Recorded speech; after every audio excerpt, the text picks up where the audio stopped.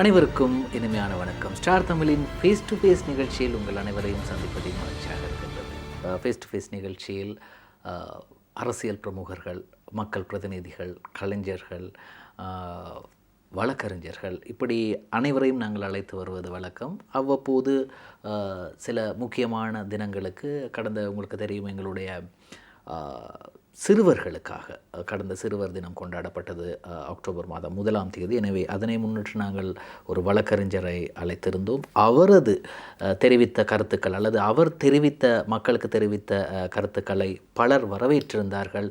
பல தெரியாத சட்டங்களை மக்கள் தெரிந்து கொண்டிருந்தார்கள், எங்களுடைய நேர்கள். எனவே இப்படி மிக பயனுள்ள ஒரு நிகழ்ச்சியாக இந்த நிகழ்ச்சி மாறி வருகிறது.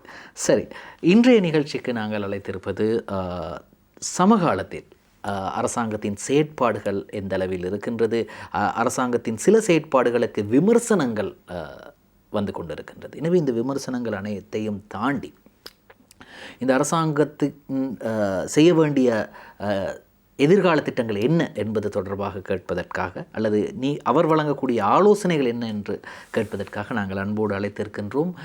மேல் மாகாண சபையின் முன்னாள் உறுப்பினரும் மத்திய கொழும்பு பகுதியிலே அனைவரும் அறிந்த ஒரு அரசியல்வாதியும் ஆகிய ஐக்கிய தேசிய கட்சியை சேர்ந்த பிரமிலஸ் கொஸ்தா அவர்களை அன்போடு வரவேற்கின்றோம். வணக்கம். வணக்கம். நீண்ட இடைவேளைக்கு பிறகு சந்திக்கின்றோம். நான் நினைக்கின்றேன் அனுரகுமார திசாநாயக்க தோழர் அவர் ஜனாதிபதியாவதற்கு முதல் நாம் சந்தித்திருக்கின்றோம். நான் நினைக்கின்றேன் கோவிட் கால பகுதியில். உண்மை. ஆனால் பெரிதொரு நிகழ்ச்சியிலே நாங்கள் சந்தித்து மக்களுக்காக பல கருத்துக்களை நாங்கள் கொண்டு வந்திருக்கின்றோம். நான் உங்களை அன்று சந்திக்கும் போது இந்த நாட்டின் ஜனாதிபதியாக கோட்டாபய ராஜபக்ச இருந்தார். அப்போது ரணில் விக்ரமசிங்க அவர்கள் பாராளுமன்றத்தில் இல்லை என்று நினைக்கிறேன். அதுக்கு பிறகுதான் பாராளுமன்றம் வந்தார். ஒரு வருடத்திற்கு பிறகுதானே பாராளுமன்றம் வந்தவர். எனவே இப்படி இருக்கும்போது ஐக்கிய தேசிய கட்சியின் செயற்பாடுகள் தற்போது எப்படி இருக்கிறது? கடந்த மாதம் எங்களுடைய கட்சியின் வருடாந்த சம்மேளனம் நடைபெற்றது நீங்கள் அறிந்தது. அது எங்களுடைய முன்னாள் ஜனாதிபதி எங்களுடைய தலைவர் ரணில் விக்ரமசிங்க அவர்களை அந்த கைது நடவடிக்கைக்கு பிறகு நடந்த ஒரு சம்மேளனம் என்றபடியால் சற்று பரபரப்பாக ஒரு எதிர்பார்க்கப்பட்ட சம்மேளனம். அந்த சம்மேளனத்திலே இலங்கையில் உள்ள அனைத்து அரசியல் கட்சிகளும் கலந்து கொண்டார்கள். உங்களுக்கு தெரியும், ஐக்கிய தேசிய கட்சியின் சரித்திரத்திலேயே அனைத்து கட்சிகளும் தங்களுடைய பிரதிநிதிகளை அனுப்பி வைத்த ஒரு சம்மேளனம் என்று கூட சொல்லலாம்.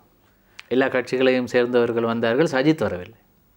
சஜித் தன்னுடைய பிரதிநிதிகளை அனுப்பியிருந்தார். கட்சியின் செயலாளர் மன்னிக்கும், சஜித் என்ன பிரச்சனை வந்திருக்கலாமே. அப்படியான வளர்த்து விட்டவர் ரணில் விக்ரமசிங்க. உண்மை. நீங்கள் கேட்கும் கேள்வியை போலவே அன்று எல்லோரிடமும் வந்த கேள்வி எழுந்தது.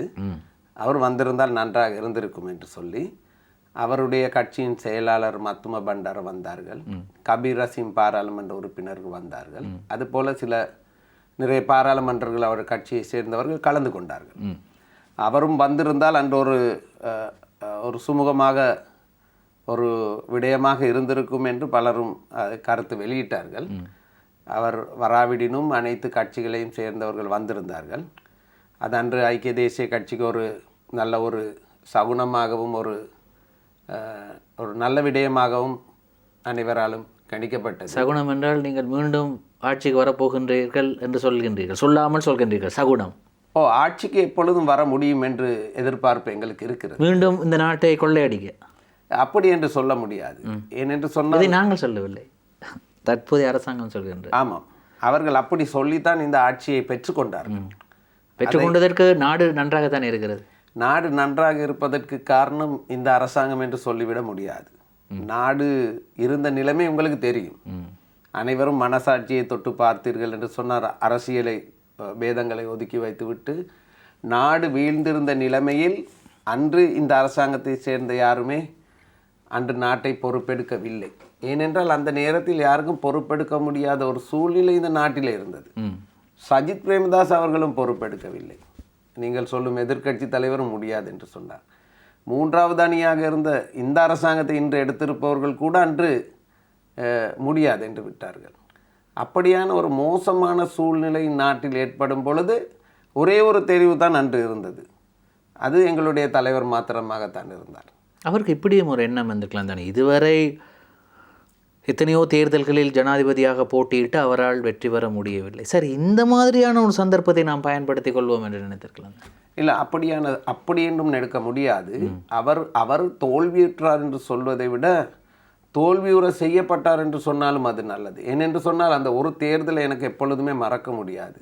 வடக்கிலே புலிகள் அமைப்பு பலமாக இருந்த காலத்திலே தமிழ் மக்களுடைய வாக்குகளை பகிஷ்கரிப்பு செய்து அவருடைய வெற்றி உண்மையாகவே பறிக்கப்பட்டது. 2005 என்று நினைக்கின்றேன், அப்படியா? சரியா? அந்த தேர்தல் உண்மையாகவே மஹிந்த ராஜபக்ச வெற்றி பெற வேண்டிய ஒரு தேர்தல் இல்லை. எல்லா கணிப்பீடுகளும் ரணில் விக்ரமசிங்க சாதகமாக இருந்தது. தமிழ் மக்கள், முஸ்லீம் மக்கள் முழுமையாக அவரை ஆதரித்த ஒரு நேரம். வடக்குக்கு சமாதான ஒப்பந்தம் கொடுத்து அந்த மக்களுக்கு தேவையான அனைத்தையும் செய்து கொடுத்தபடியாலே அந்த நேரம் புலிகள் அமைப்பு அந்த மக்களுக்கு அந்த அவர்களுடைய ஆயுத பலத்தினால் செய்த பகிஷ்கரிப்பு தான் 1,80,000 என்று நான் நினைக்கிறேன். அந்த வித்தியாசம் அங்கே 6 லட்சம் மக்கள் வாக்களித்து இருந்தார்கள் சொன்னால் ரணில் விக்ரமசிங்க அது தோல்வி என்று நான் சொல்ல முடியாது. அது உண்மையான ஒரு தோல்வி அல்ல, ஒரு ஆர்டிஃபிஷியலான ஒரு விடயம். அது ஒரு சிலரால் ஏற்படுத்தப்பட்ட ஒரு சூழ்ச்சியின் விளைவை தவிர அவர் தோல்வி அடைந்திருக்க முடியாது.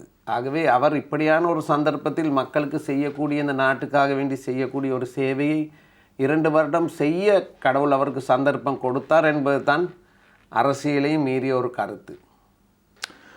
ஆனால் பொதுவாகவே இப்பொழுது இருக்கக்கூடிய ஒரு பிரச்சனை என்னவென்றால், மேகொள்ளந்தென்ன எக்கத்தூணானாங் அனுரோட எண்டப எல்லா இடத்துலையும் கதைக்கிறாங்க, நீங்களும் கேட்டிருப்பீங்க.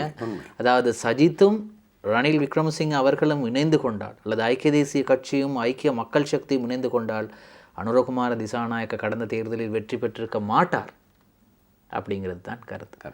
ஆனால் 2022க்கு பிறகு, 2022 அறகலைக்கு பிறகு மக்கள் முடிவு செய்து விட்டார்கள், நீங்கள் யாரும் வேணாம், ரணில் விக்ரமசிங்க அத்தேப்பா, மஹிந்த ராஜபக்ச அத்தேப்பா, சஜித் பிரேமதாஸ் அத்தேப்பா, அப்படி என்ற ஒரு முடிவுக்கு மக்கள் வந்து விட்டார்கள் என்றால் இவ்வளவு காலம் மக்கள் பொறுமையோடு இருந்திருக்கின்றார்கள் என்று தானே அர்த்தம்.